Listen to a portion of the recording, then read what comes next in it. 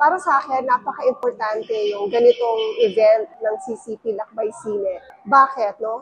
Unang-una, it will create awareness. No? Napaka-importante na maka-reach out tayo sa mga probinsya, especially illegal, to create awareness. Aware sila na meron palang mga ganitong pelikula, na meron palang mga ganitong nangyayari, no? Especially sa animation.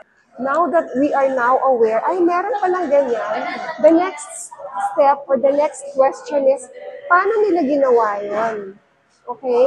Pag nalaman na natin yung sagot, yung paano na binibigay ng mga facilitators na dala ng CCP, na-ignite na yung curiosity nila, no?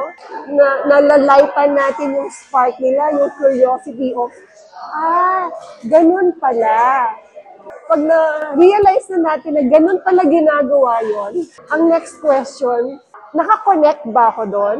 Nagustuhan ko ba yung nakita ko? Pag nagustuhan ko, sasabihin ko sa sarili ko, gusto ko rin gumawa.